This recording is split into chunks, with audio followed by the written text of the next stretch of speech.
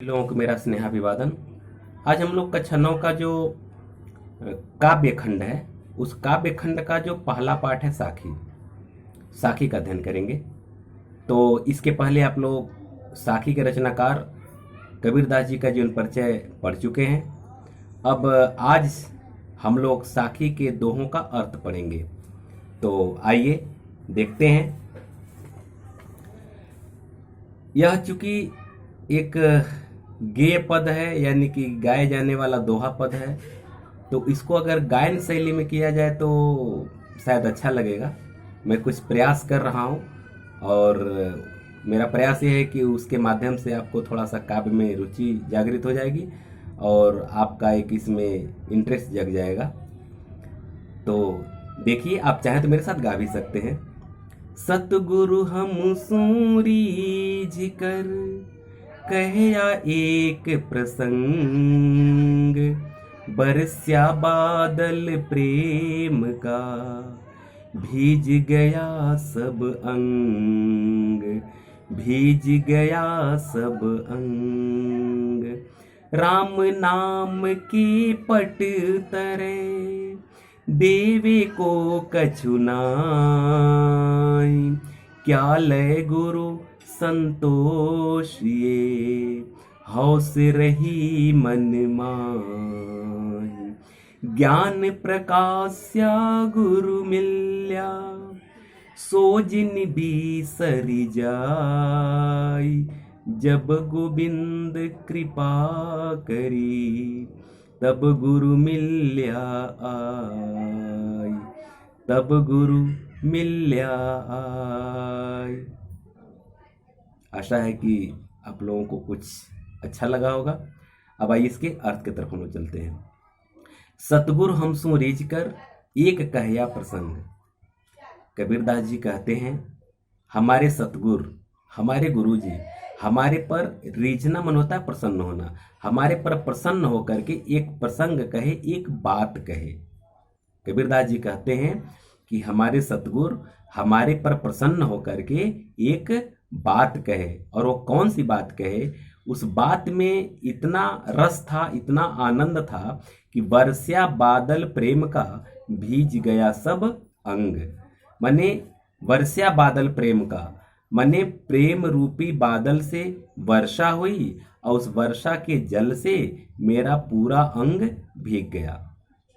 अर्थात इसका भावार्थ ये होगा कि हमारे सतगुरु हमारे पर प्रसन्न होकर के ईश्वर के नाम की महिमा का जो वर्णन किए, ईश्वर के नाम की महिमा का जो प्रसंग बताए, तो उस ईश्वरीय प्रेम में मैं इतना डूब गया कि एक प्रेम रूपी बादल से प्रेम की वर्षा हुई और उस प्रेम की वर्षा से मेरा पूरा अंग अंग भीग गया। अर्थात हमारे रोम रोम में, हमारे शरीर के हर एक अंग में उस ईश्वर की प्रेम, ईश्वर की भक्ति रच बस गई। तो ये है आपका अर्थ। प्यारे बच्चों, आप लोग कक्षा 9 में आए हैं। कक्षा 8 तक जो आप कविता पढ़ते रहे हैं तो उसका केवल संदर्भ, प्रसंग और उसका व्याख्या ही पढ़ते रहे हैं, लेकिन इसमें एक नया चीज जुड़ जाता है। वो ये चीज है काव्यगत सौंदर्य। तो काव्यगत सौंदर्य में उस पंक्ति के बारे में, उस कविता के बारे में क्या कुछ विशेषताएं हैं, उसका उल्लेख किया जाता है। तो मैं आपको बता दे रहा हूं कि काव्यगत सौंदर्य कैसे होता है। तो सबसे पहले आप देख रहे हैं कि इसमें गुरु की महत्ता का वर्णन किया गया है। तो आपका पहला नंबर हो जाएगा कि इसमें गुरु की महत्ता का वर्णन किया गया है। उसके बाद से इसकी भाषा, कबीरदास की भाषा जो है, भाषा हेडिंग डालेंगे, इनकी भाषा जो है कि सदुक्कड़ी भाषा या पंचमेल खिचड़ी कही जाती है, क्योंकि इनकी भाषा में बहुत सारे शब्दों का समावेश होता है, बहुत सारे साहित्यिक शब्दों का समावेश होता है, इसलिए जो है कि इनको पंचमेल खिचड़ी कहा जाता है। जो छंद है, ये दोहा छंद है। छंद के बारे में आप आगे विस्तृत अध्ययन करेंगे। रस भक्ति रस है, और गुण की बात किया जाए तो इसमें प्रसाद गुण है, और शब्द शक्ति, इसमें लक्षणा शब्द शक्ति है। तो इस तरह से आप काव्यगत सौंदर्य भी लिखेंगे। ठीक है।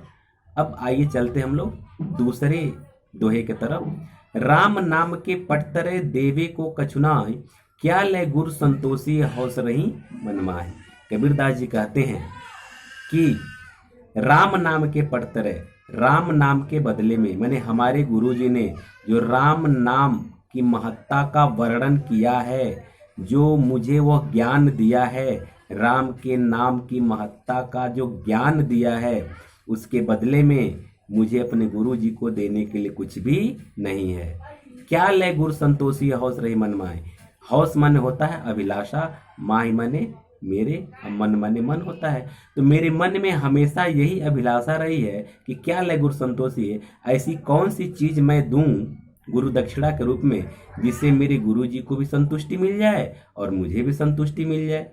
माने इतनी बड़ी चीज हमें दिए हैं, राम नाम की महिमा का जो हमें एक ज्ञान दिए हैं, उसके बदले में मेरे पास देने के लिए कुछ भी नहीं है। और मेरे मन में हमेशा यही अभिलाषा रही है कि अपने गुरु जी को मैं गुरु दक्षिणा के रूप में या उपहार के रूप में मैं ऐसा कौन सा वस्तु दूं जिससे उन्हें भी संतुष्टि हो जाए और मुझे भी संतुष्टि हो जाए। और काव्यगत सौंदर्य भी इसका वही हो जाएगा। इसमें भी गुरु की महत्ता का वर्णन किया गया है। तो पहला पॉइंट हो जाएगा गुरु की महत्ता का वर्णन। भाषा इसका वही पुराना वाला उपरोक्त भाषा हो जाएगा, सदुक्कड़ी और पंचमेल। छंद दोहा छंद, रस भक्ति रस, गुण प्रसाद गुण, और शब्द शक्ति इसमें हो जाएगा। अविधा इसमें भी होगा, इसमें भी शब्द शक्ति अविधा ही होगा। ठीक है, तो इस तरह से जो है ये आपका दूसरे दोहे का अर्थ कंप्लीट हुआ। तीसरा दोहा है ज्ञान प्रकाश से गुरु मिल्या, सोजिन बीसर जाय, जब गोविंद कृपा करी तब गुरु मिल्या आई। कबीरदास जी कहते हैं ज्ञान प्रकाश या गुरु मिल्या, जब मुझे गुरु मिले, मेरे जीवन में जब गुरु की प्राप्ति हुई, जब गुरु मिले तो हमारे अंदर ज्ञान का प्रकाश हुआ। क्योंकि गुरु के मिलने के पहले तक हमारे अंदर अज्ञान भरा हुआ था, लेकिन जैसे वह मिले हमारे अंदर ज्ञान का प्रकाश फैल गया। सोजिन बीसर जाए, बीसर जाना माने भूल जाना, इसलिए कभी भूले ना, इसे हमें हमेशा संचित करके रखना है। यह कभी भूले ना, यह हमें हमेशा संचित करके रखना है। जो ज्ञान हमें गुरु जी दिए हैं इसे हमेशा संचित करके रखना है। जब गोविंद कृपा करी तब गुरु मिल्या आई, जब ईश्वर की कृपा हुई है, जब गोविंद अर्थात ईश्वर की कृपा हुई है तब गुरु मिल्या आए, तब गुरु मुझे मिले हैं, यानी तब मेरे जीवन में गुरु का आविर्भाव हुआ है, यानी गुरु की प्राप्ति हुई है और मेरे अंदर का अज्ञान समाप्त होकर के हमारे हृदय में ज्ञान का प्रकाश भर गया। तो ये रहा इसका व्याख्या। इसका भी काव्यगत सौंदर्य वही हो जाएगा, क्योंकि इसमें भी आप देख रहे हैं गुरु की ही महत्ता का वर्णन किया गया है। तो पहला पॉइंट आपका वही हो जाएगा कि गुरु की महत्ता का वर्णन, दूसरा है भाषा, फिर वही उपरोक्त हो जाएगा सदुक्कड़ी, छंद दोहा छंद, रस भक्ति रस, गुण प्रसाद गुण, शब्द शक्ति, इसमें अविधा और लक्षणा दोनों शब्द शक्ति है। तो इस तरह से आपका ये 3 दोहा हुआ।